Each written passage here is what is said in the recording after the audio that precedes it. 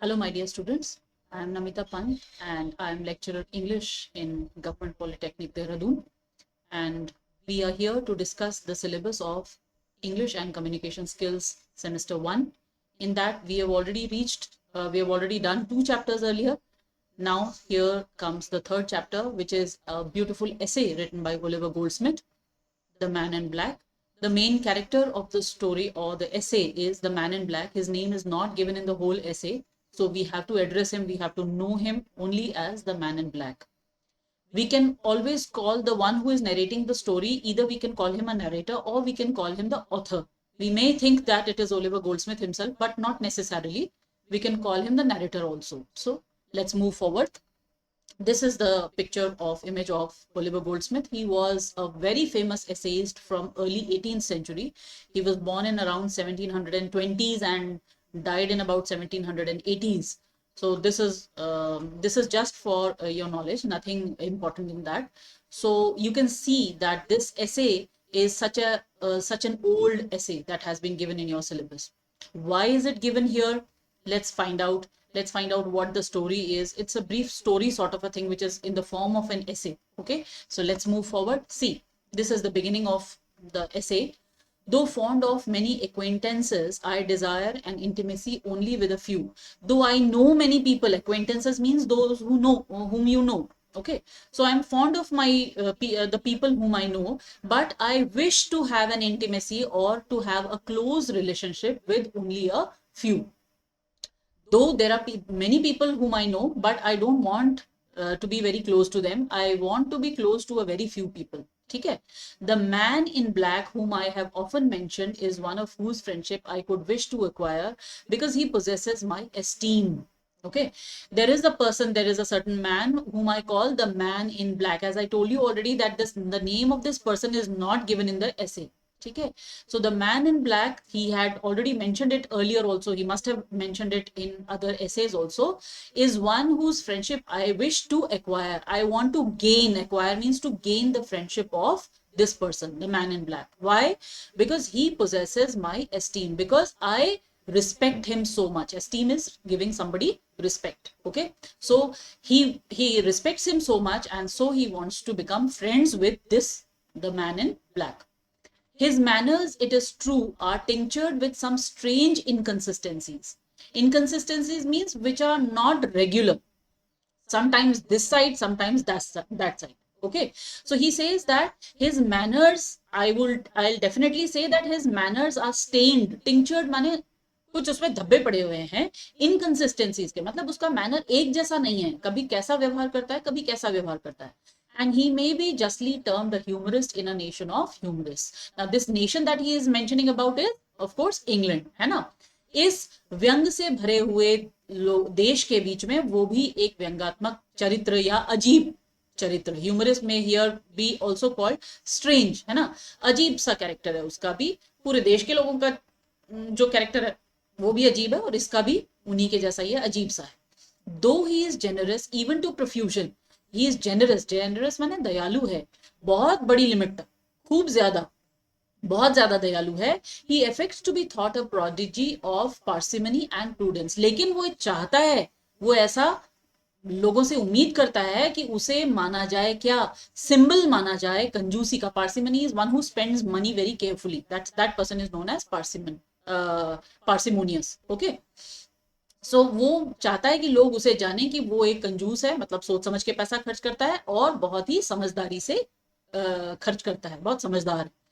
Though his conversation be replete with the most sordid and selfish maxims, his heart is dilated with the most unbounded love. जो उसकी बातचीत होती है, that is filled with, replete माने भरी हुई होती है, with the most sordid, बड़े भद्दे भद्दे और बड़े स्वार्थी कहावतों से. मतलब ऐसी ऐसी बातें लेकर आता है, लगता है कि वो तो कुछ तबके के लोगों को बिल्कुल हेट करता है, लेकिन उसका heart, his heart is filled with, भरा हुआ है ना. His heart is filled with unbounded love. बहुत ही प्रेमी व्यक्ति है. बाहर से दिखाता है कि वो बहुत स्वार्थी है या बहुत कठोर है, लेकिन ऐसा नहीं है.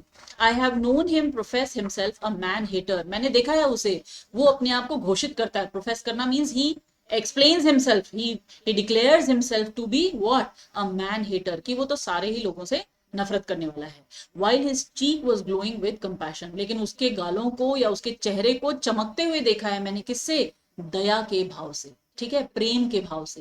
And while his looks were softened into pity, I have heard him use the language of the most unbounded ill nature।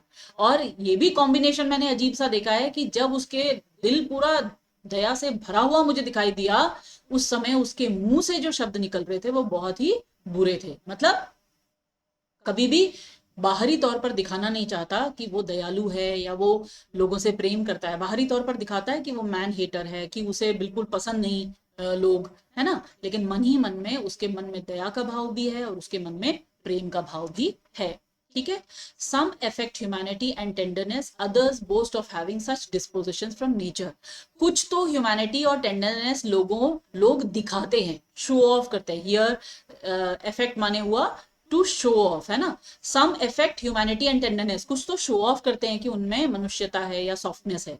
Others boast of having such disposition from nature, और बाकी लोग क्या ये शो ऑफ करते हैं कि उनको तो जन्म से ही ये गुण मिले हुए हैं।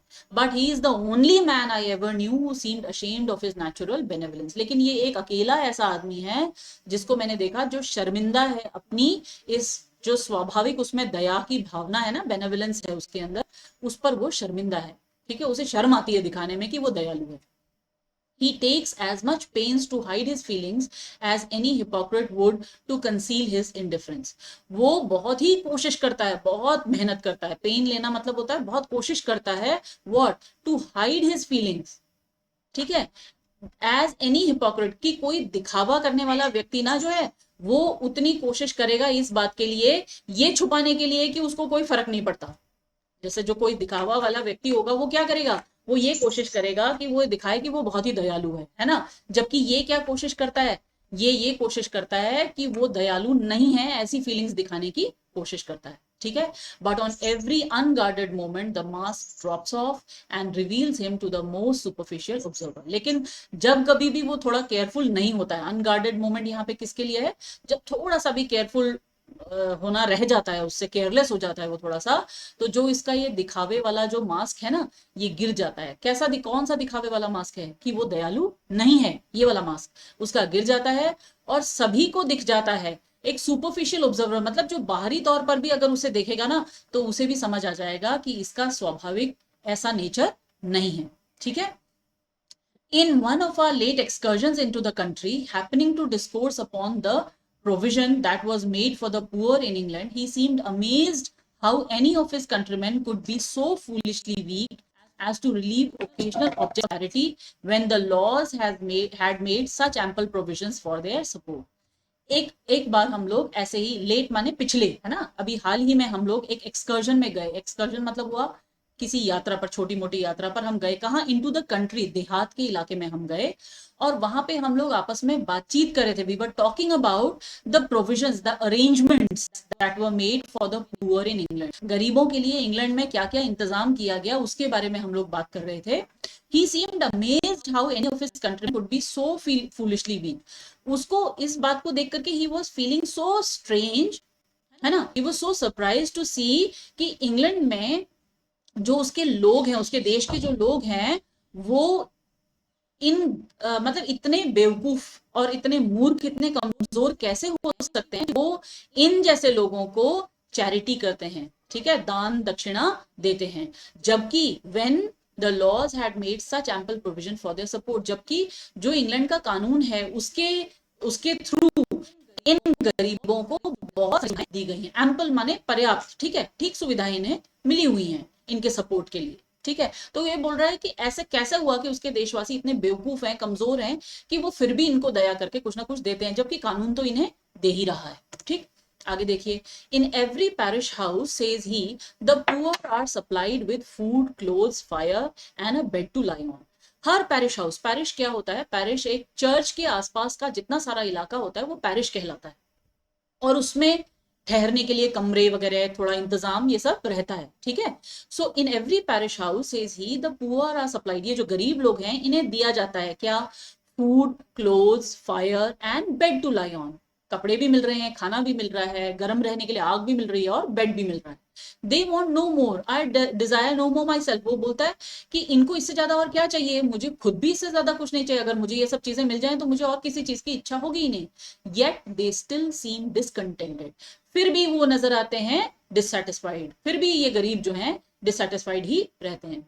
I am surprised at the inactivity of our magistrates in not taking up such vagrants only who are only a weight upon the industries। मुझे स्ट्रेंज होता है, मुझे सरप्राइज होता है कि जो मैजिस्ट्रेट्स हैं वो, या जो मैजिस्ट्रेट कहने का मतलब यहाँ पे किसके लिए हुआ, न्याय के लिए हुआ, कि जो कानून है लॉज के लिए हुआ, ठीक है, कि जो कानून है वो इतना कमजोर क्यों है कि इन जैसे कामचोरों को, इनके लिए कुछ मतलब इनको, इनके लिए कोई रूल क्यों नहीं बनाता, इन लोगों को सजा क्यों नहीं, नॉट टेकिंग अप माने इनको पनिशमेंट क्यों नहीं देता, ठीक है, कि ये तो क्या है, मेहनती लोगों पर एक बोझ है। इंडस्ट्रियस मतलब मेहनती लोग, ठीक है, ये इंडस्ट्रियस लोगों पर एक वेट है। अपना तो कुछ करते नहीं है, जो मेहनती है उनके बूते पर ये लोग भी खा रहे हैं। I am surprised that the people are found to relieve them when they must be at the same time sensible that it in some measure encourages idleness, extravagance and imposture।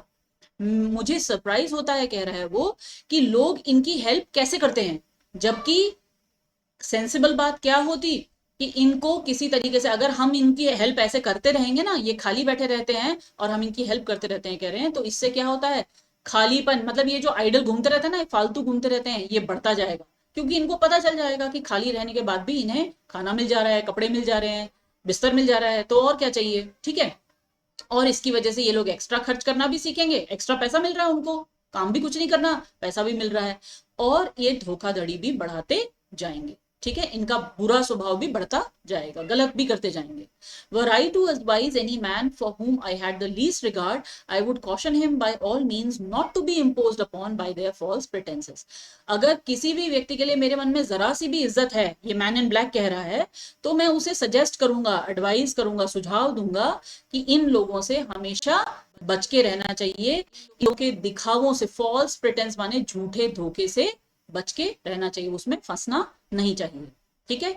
Late me assure you sir, they are impostors every one of them and rather merit a prison than relief. मैं आपको ये भरोसा दिलाता हूँ, sure करना माने किसी को भरोसा दिलाना, मैं श्योर करता हूं सर कि ये जो हैं बिल्कुल सारे के सारे धोखेबाज हैं, इम्पोस्टर्स हैं, और इनकी जगह तो जेल में है, ना कि किसी कोई इन्हें फायदा दे इस बात में है, मतलब इन्हें हेल्प नहीं करनी है बल्कि तो जेल में डाल देना चाहिए। ये कौन कह रहा है, ये सारा देखो विद इन इन्वर्टेड कॉमा है, आप यहां से देख सकते हो, यहाँ पे इन्वर्टेड कॉमा स्टार्ट हुआ, यहाँ पे इन्वर्टेड कॉमा खत्म हुआ, ये सारा का सारा कौन है, ये सेज ही, यहाँ पे कौन है, ये द मैन इन ब्लैक, ये बोल रहा है, ठीक है। आगे देखिए, he was proceeding in this train earnestly to dissuade me from an imprudence of which I am seldom guilty, when an old man, who still had about him the remnants of tattered finery, implored our compassion।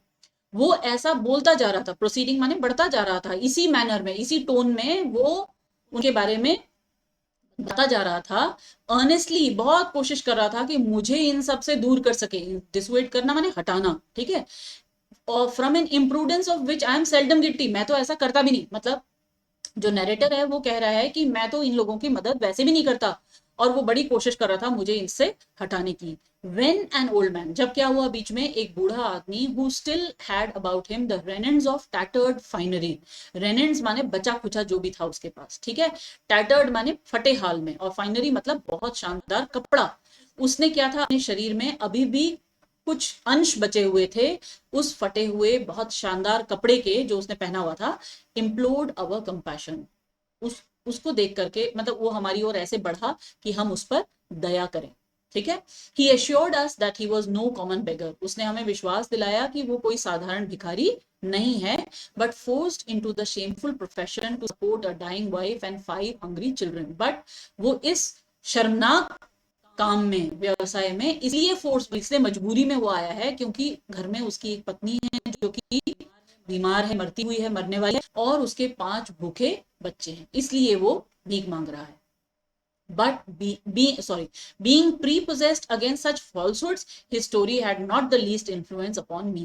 मुझे तो पहले से ही बताया दिया गया था कि ये सब तो झूठे लोग होते हैं ना, प्रीपोजेस था, मतलब मेरे मन में पहले से ही ये भाव था, ये सब झूठों की बातों को मैंने नहीं सुनना है, तो इसकी स्टोरी का मुझे कोई फर्क नहीं पड़ा। ये आई कौन है यहाँ पे, है ना, अपॉन मी, ये जो मी है ये कौन है यहाँ पे, नैरेटर। इसको नैरेटर भी बोल सकते हैं, ऑथर भी बोल सकते हैं, जो कहानी हमें सुना रहा है वो। But it was quite otherwise with the man in black. लेकिन जो मैन इन ब्लैक था उसके साथ बिल्कुल उल्टा हुआ। क्या?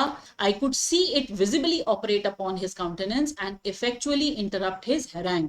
जो अभी तक वो ये भाषण दे रहा था ना, मुझे हैरंग मीन्स भाषण, वो अभी तक जो भाषण दे रहा था, साफ साफ दिख रहा था कि उसकी सारा स्वभाव बिल्कुल बदल गया था, और उसका भाषण क्योंकि बीच में बिल्कुल रुक गया था। मतलब मुझ पर तो कोई फर्क नहीं पड़ा उस भिखारी को देख के, लेकिन वो बहुत ही ज्यादा दया से भर चुका था। I could easily perceive that his heart burn to relieve the 5 starving children, but he seemed ashamed to discover his weakness to me. साफ साफ उसके चेहरे को देख के मैं ये अंदाजा लगा, परसीव माने टू थिंक, है ना, टू बिलीव, मैं आसानी से ये अंदाजा लगा सकता था कि उसका दिल जो है बहुत ही परेशान हो रहा था, कैसे इसके उन 5 बच्चों की वो मदद कर पाए। लेकिन साथ ही इस बात से उसको शर्म भी आ रही थी ये दिखाने में कि ये वीकनेस उसकी है। वो अपनी कमजोरी मेरे सामने दिखाना भी नहीं चाह रहा था और उस भिखारी की मदद भी करना चाह रहा था। ठीक है, आगे देखिए, while he thus hesitated between compassion and pride, इस दया के भाव में और वो जो प्राइड, जो गर्व वो दिखा रहा था कि मैं तो ऐसा हूं, मैं वैसा हूं, मैं मैन हेटर हूं, इन दोनों के बीच में वो झूठ रहा था। हेजिटेट माने झिझक रहा था। I pretended to look another way, मैंने ऐसा दिखाया कि मैं कहीं और देख रहा हूं, मतलब मैं उसकी ओर नहीं देख रहा हूं। And he seized this opportunity of giving the poor petitioner a piece of silver, और तुरंत उसने इस मौके को लपक लिया, और वो जो गरीब याचक था, जो भिखारी उसके सामने खड़ा हुआ था, उसे उसने एक सिक्का दे दिया सिल्वर का। Bidding him at the same time, और साथ साथ में उसे कहता भी गया, in order that I should hear, इसलिए जोर से बोला वो ताकि मुझे भी सुनाई दे, go work for his bread, जाए और अपनी ब्रेड कमाने के लिए या अपना खाना कमाने के लिए मेहनत करे, and not tease passengers with such important falsehoods for the future, और ऐसे जो राह चलते यात्री हैं उन लोगों को अपने ऐसे झूठे बातों से भविष्य में कभी भी परेशान न करे। ठीक है, मतलब एक तरफ से तो उसे पैसा दे रहा है, दूसरी तरफ से उसे मुझे दिखाने के लिए खाली डांट रहा है। ठीक, as he had fancied himself quite unperceived, अब उसने क्या समझा कि मैंने तो ये सब देखा ही नहीं, मुझे पता ही नहीं चला कि उसने क्या किया है। ही कंटिन्यूड, क्योंकि उसे ऐसा लग रहा था कि मुझे कुछ पता नहीं चला, तो फिर वो कंटिन्यू करता रहा, वो आगे बोलता ही रहा, as we proceeded to rail against beggars with as much animosity as before, उतनी ही खराबी से, उतनी ही बुराई करके वो बेगर्स के खिलाफ बोलता रहा जैसा कि वो पहले बोल रहा था, क्योंकि उसने ये अंदाजा लगाया कि जो उसने पैसे उसको दिए हैं भिखारी को, मुझे पता ही नहीं चले। He threw in some episodes on his own amazing prudence and economy with his profound skill in discovering imposters, और उसने खुद कुछ किस्से ऐसे सुनाए, एपिसोड्स यहाँ पे माने किस्से, ठीक है, उसने कुछ कुछ ऐसे किस्से सुनाए मुझे, जिसमें उसने बताया कि कैसे वो बहुत ध्यान से, बहुत समझदारी से और बहुत बचत करके चलता है, और कैसे इन धोखेबाजों को आराम से पकड़ लेता है, कि कौन धोखेबाज है उसे पता चल जाता है। ठीक है, he explained the manner in which he would deal with beggars were he a magistrate, उसने डिटेल में बताया, एक्सप्लेन करना माने डिटेल में, टू एक्सप्लेन इन डिटेल, है ना, the manner, the way in which he would deal had he been a magistrate, अगर वो मैजिस्ट्रेट होता तो कैसे इन भिखारियों के साथ डील करता, कैसे इन्हें सबक सिखाता, वो भी उसने एक्सप्लेन किया। Hinted at enlarging some of the prisons for their reception, उसने ये भी एक तरफ इशारा किया कि कैसे वो कुछ प्रिजन्स को और बड़ा कर देता ताकि इन भिखारियों को प्रिजन में डाला जा सके, जेल में डाला जा सके। And told 2 stories of ladies that were robbed by beggarmen, और 2 कहानियां भी सुनाई जिसमें कि कुछ महिलाओं को बेगर्स ने लूट लिया था। ठीक है, आगे देखिए, he was beginning a third to the same purpose when a sailor with a wooden leg once more crossed our walks, अभी तीसरी कहानी सुनाने ही वाला था कि एक सेलर, एक नाविक है, वो हमारे सामने आ गया, और उसका पांव कैसा था, he had a wooden leg, that means his one leg was cut off, amputated, उसका एक पांव नहीं था, लकड़ी का था। ठीक है, वो हमारे आगे से गुजरा, डिजायरिंग अवर पिटी, वो चाह रहा था कि हम उस पर दया करें, एंड ब्लेसिंग अवर लिम्स, और हमारे पाँव की ओर देख करके हमें ब्लेस कर रहा था, मतलब ये कह रहा था कि अरे बड़े खुशकिस्मत हो तुम लोग कि तुम्हारे दोनों पाँव हैं।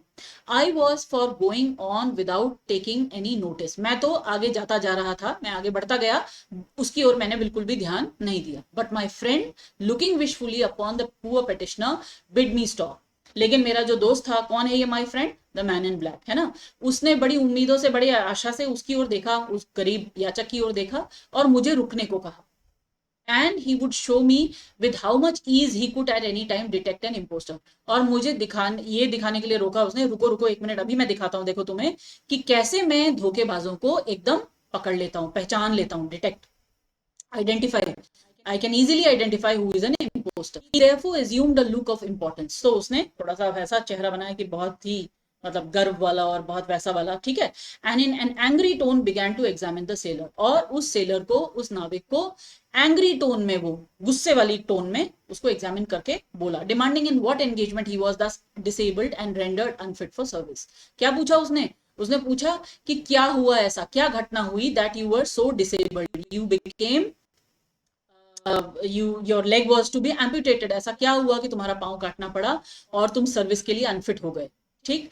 The sailor replied in a tone as angrily as he, sailor ने उसी टोन में, जिस टोन में द मैन इन ब्लैक ने पूछा था गुस्से में, उसी टोन में सेलर ने जवाब दिया that he had been an officer on board a private ship of war, एक लड़ाकू जहाज में, पानी के जहाज में, प्राइवेट, लेकिन हाँ, प्राइवेट लड़ाकू जहाज में वो ऑफिसर था. And that he had lost his leg abroad, और उसका पांव वो वहां पर खो चुका था. In defence of those who did nothing at home, उनको बचाने में उसकी जान, उसके पांव कटा है जो लोग घर में रह करके कुछ भी नहीं करते. ठीक है, मतलब सैनिक अक्सर ये सोच रहा है कि घर में ये लोग तो आराम से बैठे हैं और हम लोग इनके लिए लड़ रहे हैं. ठीक. At this reply all my friends importance vanished in a moment, जो उसने अभी तक मास्क लगा रखा था ना इंपॉर्टेंस का, वो सारा गायब हो गया. It vanished. And he had not a single question more to ask. He did not ask any more questions then. He now only studied what method he should take to relieve him unobserved. अब उसकी एक ही कोशिश थी बस कि वो कैसे ऐसा करे कि बिना मेरे ऑब्जर्व किए, बिना मेरे ध्यान गए वो उसकी हेल्प कर सके. रिलीव हियर मीन्स हेल्प, वो उसकी मदद कर सके बिना मुझे पता चले. He had, however, no easy part to act, as he was obliged to preserve the appearance of ill nature before me and yet relieve himself by relieving the sailor. अब तो उसकी बड़ी मुश्किल हो गई, क्योंकि उसको क्या करना था, एक तरफ से तो उस ये अपनी अपीयरेंस को, जो उसका बुरा स्वभाव है, ऐसा वो दिखावा करता है, उस अपीयरेंस को भी बचा के रखना था मेरे सामने, और दूसरा उस सेलर की मदद भी करनी थी, अपनी मदद करने के लिए. मतलब अपनी मदद क्यों कर रहा है वो? क्योंकि जब वो उसकी हेल्प करेगा तो उसे ठीक फील होगा. ठीक है, so he had to relieve himself, he had to feel good by helping the sailor. ये दोनों चीजें करनी थी, अपनी अपीयरेंस भी नहीं खोनी थी मेरे आगे, है ना, इल नेचर बनाए रखना था, और साथ में सेलर की हेल्प भी करनी थी. Casting therefore a furious look upon some bundles of chips, chips माने होती है पतली पतली सीख तीलियां. ठीक है, यहाँ पे चिप्स वो खाने वाले चिप्स नहीं, आप लोगों को ज्यादा चिप्स भूसी की आदत है. एक्चुअली चिप का मतलब होता है कोई भी पतला सा पीस, उसे चिप बोला जाता है. तो उस समय लकड़ी की बारीक बारीक तीलियां बनी हुई, माचिस समझिए आप इसे. ठीक है. Casting therefore a furious look upon some bundles of chips which the fellow carried in a string at his back, एक रस्सी से वो बंधी हुई थी कुछ तीलियां. My friend demanded how he sold his matches, तो मेरे फ्रेंड यानी कि द मैन इन ब्लैक ने पूछा उससे कि ये माचिस तुमने कितने की दी.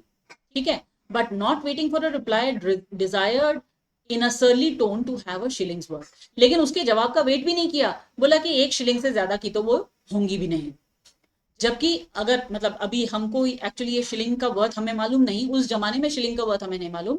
माचिस की तीलियों के लिए 1 शिलिंग बहुत ज्यादा पैसा होता है, कम पैसा नहीं होता, बहुत ज्यादा पैसा होता है. ठीक है, तो उसके रिप्लाई का वेट क्यों नहीं किया उसने कि कहीं वो कम ना बोल दे, वो उसकी हेल्प करना चाहता था, ज्यादा देना चाहता था. तो उसने अपने आप से ही बोल दिया 1 शिलिंग से ज्यादा का तो ये वैसे भी होगा नहीं. ठीक है. The sailor seemed at first surprised at his demand, sailor को बड़ा सरप्राइज हुआ. क्यों सरप्राइज हुआ? Because he knows that those chips are और those matches are not worth 1 shilling, 1 shilling की नहीं है, उसे ऐसा पता था, तो इसलिए सरप्राइज हो गया. बट सून रिकलेक्टेड हिमसेल्फ, लेकिन फिर उसने अपने आप को संभाला. And presenting his whole bundle, अपना पूरा बंडल दे दिया उसने. Here master says he, take all my cargo and a blessing into the bargain, तुम ये सारा बंडल मेरे से ले लो. लो मालिक, मास्टर माने मालिक है ना, उसने बोला take all my cargo, cargo means जितना सारा सामान उसके पास है. And a blessing into the bar, और इस सौदे में मैं तुम्हें मुफ्त में क्या दे रहा हूँ? ब्लेसिंग भी दे रहा हूँ, आशीर्वाद भी दे रहा हूँ. It is impossible to describe with what an air of triumph my friend marched off with his new purchase. ये मैं डिस्क्राइब ही नहीं कर सकता. It is very difficult for me to describe कितना खुश था इस जीत पर. ये जो नई परचेज उसने करी थी उस पर वो आराम से खुश होके मेरा फ्रेंड जो है चल रहा था. He assured me that he was firmly of opinion that those fellows must have stolen their goods who could thus afford to sell them for half value. और मुझे वो विश्वास दिला रहा था अपनी बातों से कि कैसे ये लोग जो हैं जरूर सामान चुरा के लाते होंगे, है ना, नहीं तो महंगा बंडल आधी कीमत में उसने मुझे कैसे दे दिया. देखो ये ऐसा जता रहा है कि उसने सस्ते में खरीदा, आधी कीमत में खरीदा है, जबकि सेलर को भी पता है और जो नैरेटर है उसे भी पता है कि उसने ये बहुत महंगा खरीदा है. लेकिन वो अपना वो अपीयरेंस नहीं खोना चाहता ना, उसने बोले देखो आधी कीमत में मैंने खरीद लिया, इस आदमी ने जरूर चुराया होगा ये सामान. ठीक है. He informed me of several different uses to which those chips might be applied. कई सारे उसने इस्तेमाल बता दिए, यूज बता दिए इन चिप्स के. He expatiated largely upon the savings that would result from lighting candles with a match instead of thrusting them into the fire. उसने बड़े डिटेल में मुझे बताया कि कैसे उसकी बहुत ज्यादा बचत होगी जब किसी कैंडल को जलाना होगा और आग में फेंक के जलाने के बदले वो मैचेस से उसे जलाएगा. जब आग में हम फेंकेंगे तो भाई उसके वैक्स भी गलेगा उसमें से, है ना, तो माचिस से जलाने में बचत होगी. ऐसा करके वो एक्सप्लेन करता है. He averred that he would as soon have parted with a tooth as his money to those vagabonds unless for some valuable consideration. उसने ये भी एक्सप्लेन किया साथ में, बोला कि मैं तो दांत खोना ज्यादा पसंद करूंगा बजाय कि इन जैसे धोखेबाजों को मैं अपना पैसा दूं, जब तक कि वो सौदा ऐसा हो जो कि कुछ अच्छा सौदा मुझे नजर आए. अगर अच्छा सौदा होगा तभी मैं इन धोखेबाजों को पैसा देता हूं, अदरवाइज तो मेरे दांत कोई तोड़ दे लेकिन मैं पैसा नहीं छोड़ता. ठीक है. मतलब सारी कोशिश कर रहा है वो ये दिखाने के लिए कि उसका ये सौदा बहुत ही अच्छा रहा है. ठीक. I cannot tell how long this panegyric upon frugality and matches might have continued. पता नहीं मुझे ये कहानी, ये जो भाषण है बचत पर और मैचेस पर कब तक चलती रहती. Had not his attention been called off by another object more distressful than either of the former. अगर उसका ध्यान नहीं गया होता किस ओर, एक और बहुत दुखी एपिसोड पर, एक और बहुत खराब स्थिति पर उसका ध्यान नहीं गया होता. ईदर ऑफ द फॉर्मर, जो पहले उसने दो स्थितियां देखी थी उससे भी ज्यादा डिस्ट्रेसफुल जो था वो अगली कंडीशन थी जिस पर उसका ध्यान चला गया. तो उसकी जो ये एक्सप्लेनेशन थी, जो जो भाषण चल रहा था बचत पर और मैचेस पर, वो रुक गए. कौन, क्या था वो दृश्य? अ वुमन इन रैग्स, फटे हुए कपड़ों में एक महिला दिखी. With one child in her arms, एक बच्चा उसके बाहों में था. And another on her back, और एक उसने पीठ पर ले रखा था. Was attempting to sing ballads. Ballads माने एक तरीके के लोकगीत होते हैं. ठीक है. वो गा रही थी ballads, but with such a mournful voice. इतनी दुखी आवाज थी उसकी, इतना सौरो था उसकी आवाज में. ठीक है. That it was difficult to determine whether she was singing or crying. पता ही नहीं चल रहा था कि वो गा रही है या वो रो रही है. A wretch who, in the deepest distress, still aimed at good humor, was an object my friend was by no means capable of withstanding. क्या बोल रहे हैं? एक दुखी व्यक्ति, एक बर्बाद माने बिल्कुल ही खत्म, बहुत बुरी हालत में जो व्यक्ति हो, जो कि बहुत ज्यादा दुख में बैठा हो, उसको देख करके और फिर भी वो जो है वो गा के अपने आप को एक्सप्रेस कर रही हो, फिर भी उसका इतना गुड ह्यूमर हो, फिर भी उसमें इतनी हिम्मत हो कि वो गा करके उसे एक्सप्रेस कर रही हो. इस दृश्य को देख करके मेरा दोस्त जो है अब तो उसको बिल्कुल ही उससे सहन नहीं हुआ. ठीक है. उससे देखा ही नहीं गया कि वो औरत इतनी दुखी है फिर भी गा रही है. His vivacity and his discourse were instantly interrupted. जो उसकी अभी तक एनर्जी उसमें दिख रही थी और जो वो अभी तक भाषण दे रहा था वो बिल्कुल ही उसने रोक दिया. Upon this occasion his very dissimulation had forsaken him. अभी तक जो उसने अपनी अपीयरेंस बनाई हुई थी वो पूरी तरीके से उसमें से जा चुकी थी. मतलब अभी तक तो फिर भी वो दिखावा कर ले रहा था कि वो ऐसा नहीं है, मैन हेटर है, या वो बहुत ज्यादा ध्यान देके इन लोगों से डील करता है, लेकिन अब तो वो पूरी तरीके से दिख रहा था. मतलब उसका असली स्वभाव अब नजर आ रहा था. Even in my presence, he immediately applied his hands to his pockets. मेरे सामने ही उसने अपने पॉकेट्स में हाथ डाला in order to relieve her, उसकी मदद करने के लिए. But guess his confusion when he already given away all the money he carried about him to former objects.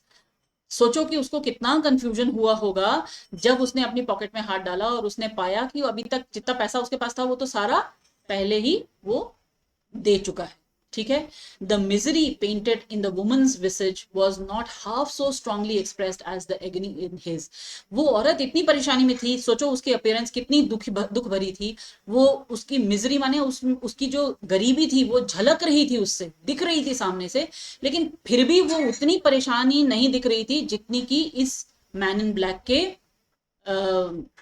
Appearance में अब दिख रही थी. क्यों दिख रही थी? क्योंकि वो उसकी मदद नहीं कर पा रहा. मतलब अभी यहाँ पे राइटर के कहने का मतलब ये है कि महिला इतनी परेशानी में होते हुए भी उतनी परेशान नहीं दिख रही थी जितना कि द मैन इन ब्लैक दिख रहा था, क्योंकि वो मदद नहीं कर पा रहा.